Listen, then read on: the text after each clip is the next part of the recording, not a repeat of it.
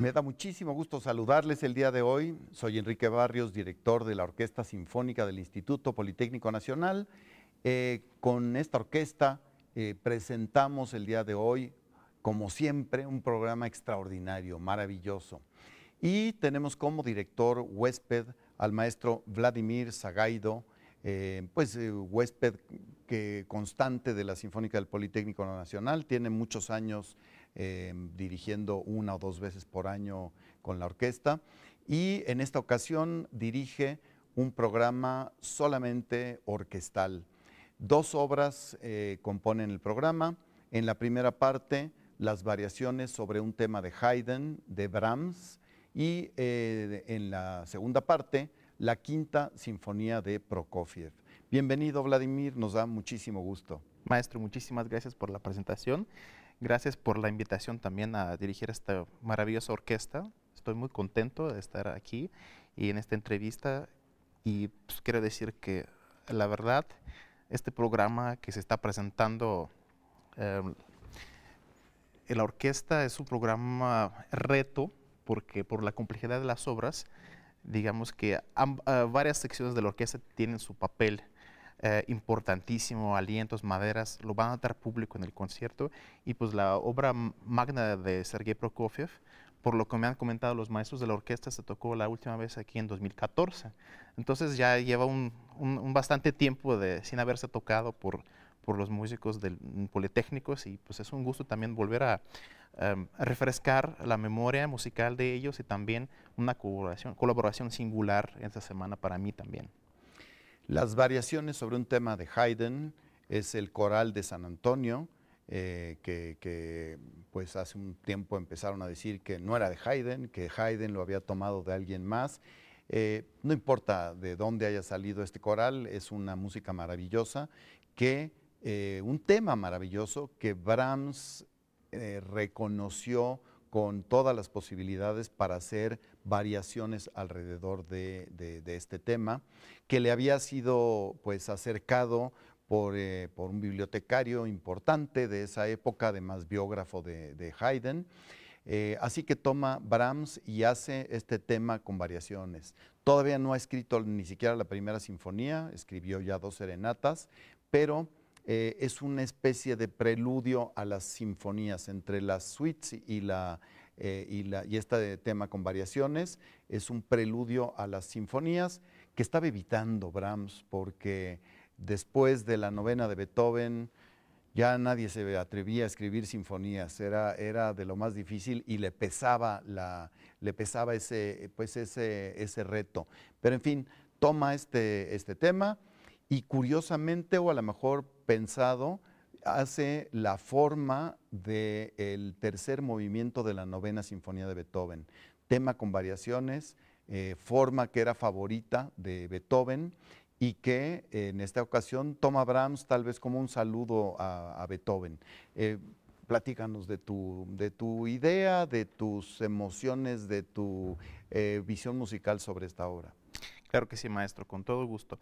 Concuerdo con este punto de vista. Obviamente, Brahms, aparte era una persona muy, bueno, al menos en la primera parte de su vida, aparte de ser un niño, no sé si genio o prodigio, pero desde muy temprana edad empezó a tener un llamado hacia la música, hacia la cultura musical, y sobre todo él estaba en esos famosos salones donde conoció y convivió y mayor parte de su vida pues, con Schumann, con Clara Schumann y también con Robert Schumann. Y sobre todo, no solamente la Sinfonía 9 le pesaba muchísimo a los compositores, también Schumann ya era un autor de varias sinfonías, y digamos que si vamos a ver una retrospectiva, que Brahms no rebasó una sinfonía de Schumann, digamos, no le copió, pero simplemente no se atrevió a componer una quinta sinfonía. Entonces, de alguna forma, él no solamente siguió pasos de Beethoven, sino también él trató de honrar a Schumann en su música muchísimo, al principio al menos.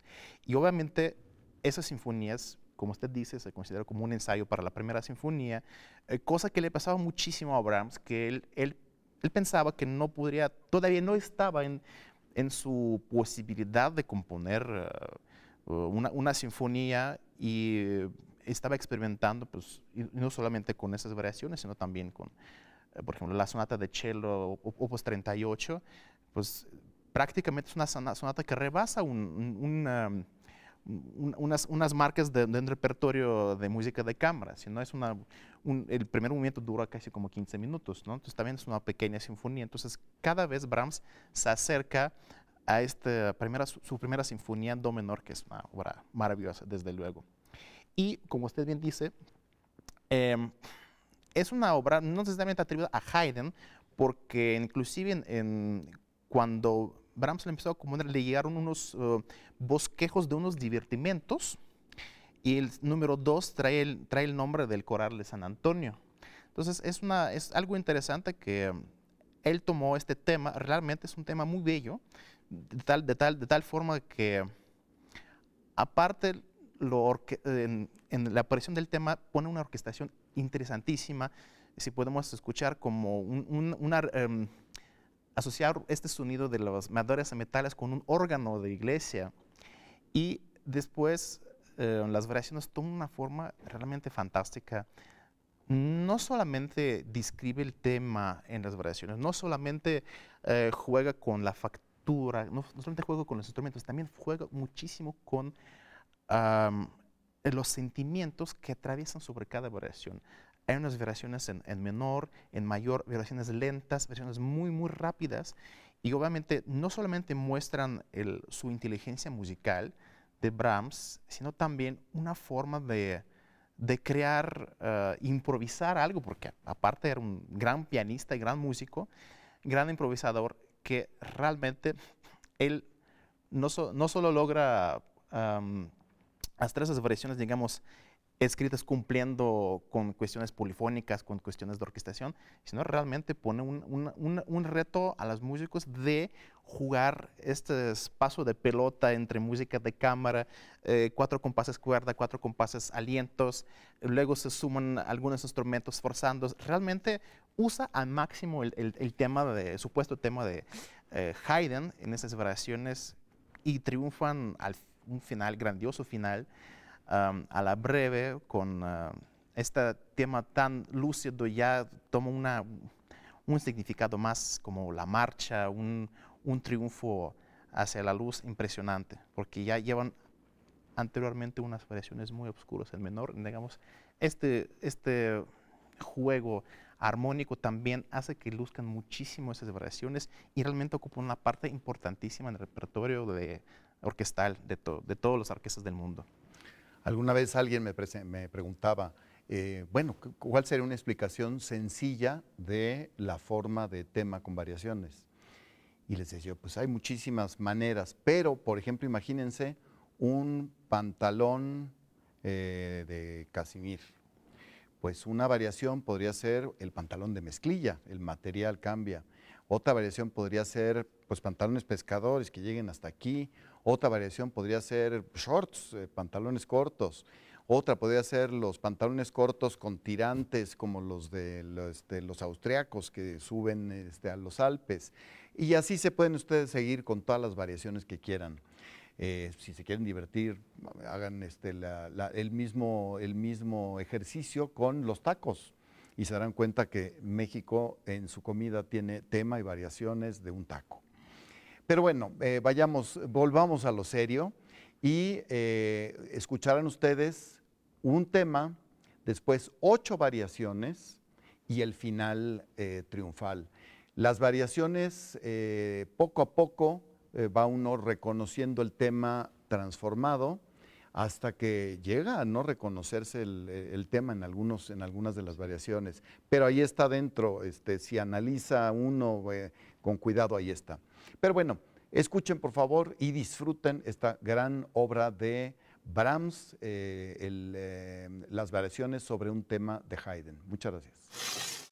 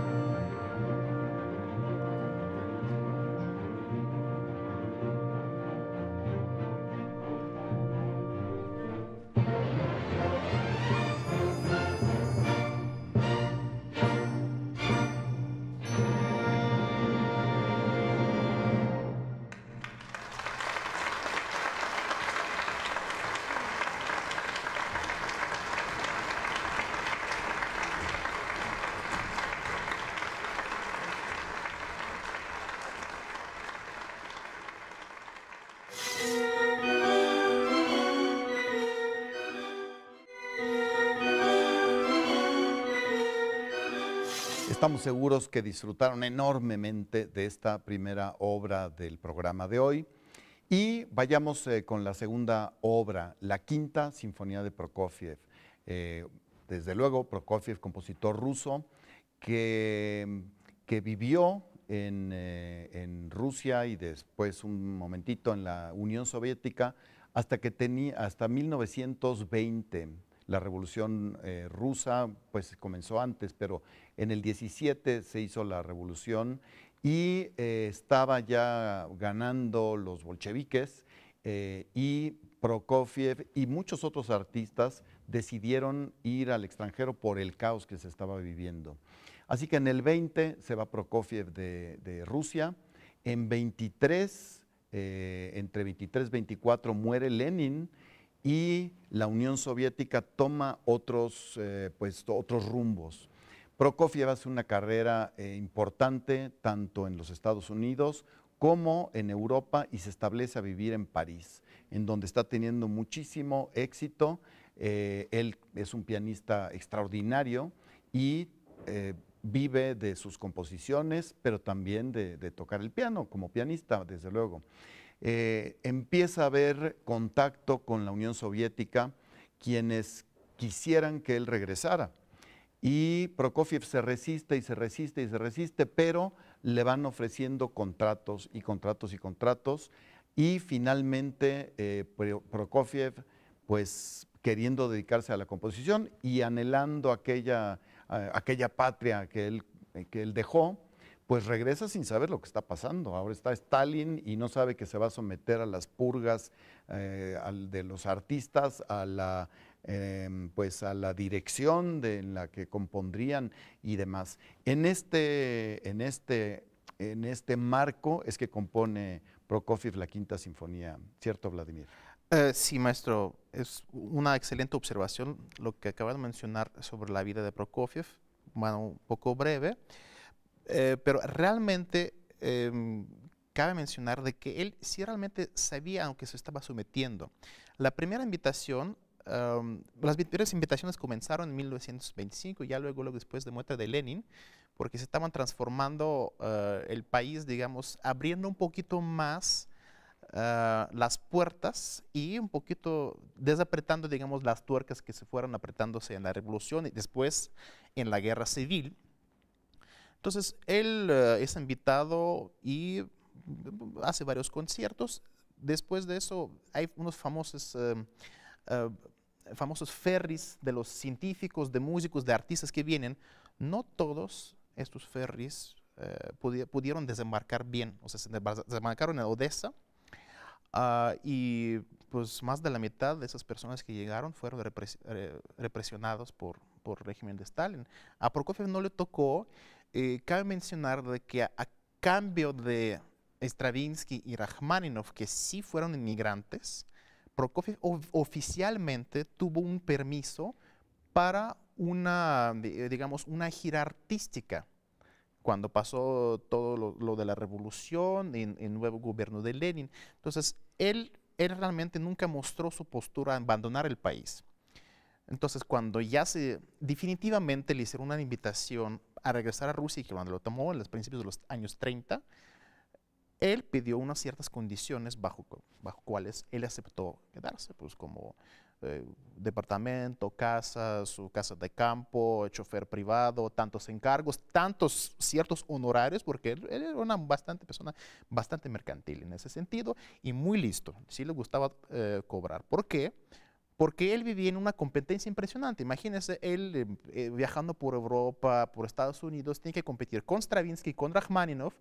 Bueno, es solamente sus compatriotas. Vamos a mencionar a Bela Bartók, ¿no? En esos años también podemos mencionar pues, todo lo que nos trajo en la escuela francesa. Estamos hablando de Schoenberg, estamos hablando de Alban Berg, muchísimas cosas que cuando, por ejemplo, se acabaron los famosos estaciones rusas en París, pues ya Prokofiev pues no era uno de los favoritos de Diaghilev, ¿no? Del gran empresario, favorito de Stravinsky. Entonces siempre estaba como en la sombra.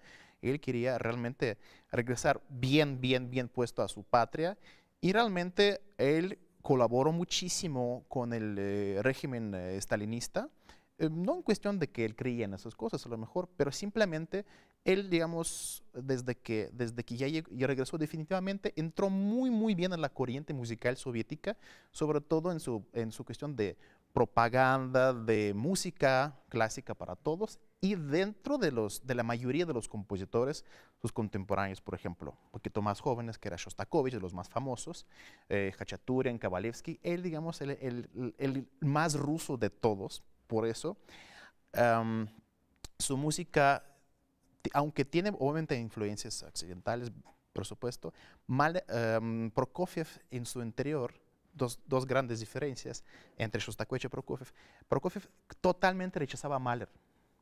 Entonces, Shostakovich en su estilo era más mahleriano, era más occidental en su música.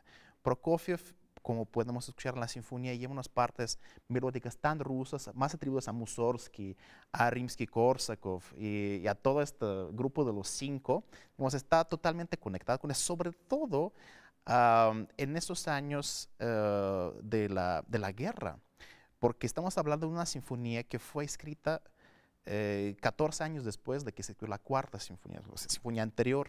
Entonces, también para Prokofiev era un poquito difícil componer una sinfonía después del éxito de la séptima sinfonía de Shostakovich, la Sinfonía de Leningrado, que pues, se estrenó en todo el mundo en un lapso de medio año. A pesar de la difícil guerra, pues las partituras se mandaron con mucha rapidez y ya en 2 semanas Toscanini la estrenaba en Nueva York. Entonces, él tardó un poquito en reflexionar, sobre todo después de haber hecho todos esos encargos. Hizo más de 5 obras dedicadas directamente a Stalin, a la propaganda de, digamos, nueva vida, nuevas construcciones de ciudades, todo ese tipo de las obligaciones de los compositores soviéticos dentro de la corriente musical que tenían que hacer. Prokofiev lo hacía con muchísimo gusto y sin ningún remordimiento de conciencia. Algunos lo juzgan, pero de verdad, musicalmente, tiene unas obras, como por ejemplo El encuentro entre los dos ríos, el Don, el Volga, que son obras magníficas. La cantata para el 20 aniversario de octubre realmente es una cosa extraordinaria. Alexander Nevsky. Alexander Nevsky. Todo eso es una música fabulosa, de verdad. Entonces, esa sinfonía se escribe cuando Prokofiev estaba en evacuación, pero ya digamos que pasó la mayor parte de la guerra y ya muchas personas podían regresar a sus casas, tanto como en Moscú. En Leningrado todavía no, porque seguía en bloqueo, pero Moscú ya estaba abierto. Por eso la sinfonía se estrena en Moscú con la Orquesta de Unión Soviética, y realmente es un triunfo de Prokofiev, no solamente como, digamos que un sinfonista, sino también era importante porque todo el mundo esperaba esta sinfonía.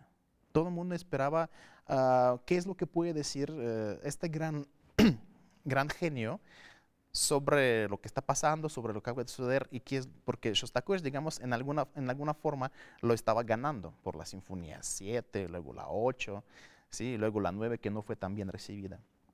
Digamos que también Prokofiev lo que tenía contemplado es tratar de balancear, porque entró en una etapa de su vida, digamos, hay unos 4 o 5 etapas de su música, sus evoluciones, cuando él decide regresar un poquito más al melodismo ruso, decide, digamos, no estar tratando de estar aislado un poquito a toda esta corriente de tendencias soviéticas, los compositores soviéticos, sobre todo porque a pesar de todos sus privilegios que ha conseguido, también sufrió maltrato, que esta obra estaba mal, lo criticaban muchísimo.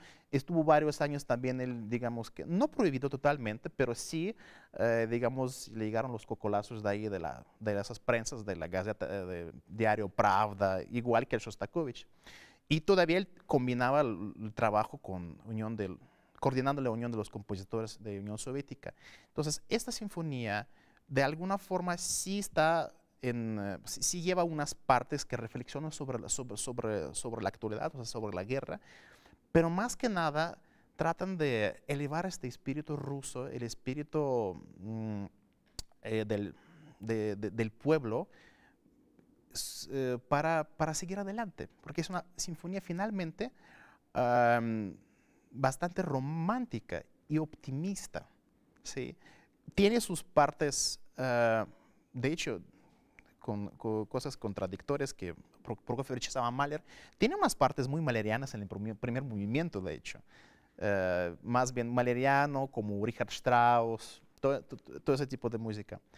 Y la verdad, tanto en el primer movimiento como en el tercer movimiento y cuarto movimiento, inventa unos temas propias, pero tan rusos a la vez que están muy entonadas con el espíritu de la gente. Esa sinfonía recibe un gran éxito, con gran éxito, y después, luego se estrena en Estados Unidos, en Boston, por Sergei Koussevitzky.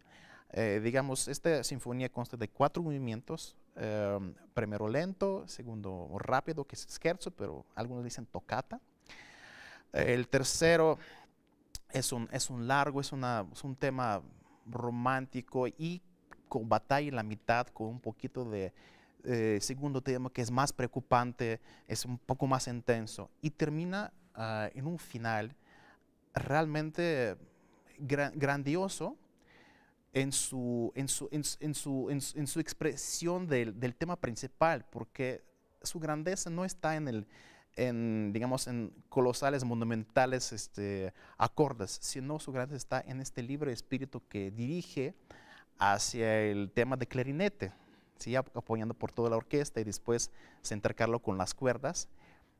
Lo más interesante comienza en el número 107 del final de este cuarto movimiento, que muchos piensan que es un triunfo muy optimista de que la sinfonía termina con una marcha grandiosa y todo, digamos, el happy end. Sí, suena un si bemol mayor, una tonalidad pues bastante brillante, bastante lúcida. Sin embargo, Prokofiev tiene mete muchos instrumentos de metal, percusiones juntos, las cuerdas, un registro muy difícil y muy agresivo de tocar, que realmente hasta podemos escuchar unos tipos de como combinación muscular hasta metal. Entonces, digamos, él está totalmente consciente de que sí, obviamente ya está cerca el final feliz, pero tenemos que preparar todavía para lo que sigue. Y lo que sigue es aún más interesante, que ya sabemos cómo terminó la vida de Prokofiev. Él tuvo pues, la desgracia de fallecer el mismo día que Joseph Stalin. Entonces su muerte era muy apocada por la muerte de gran dictador.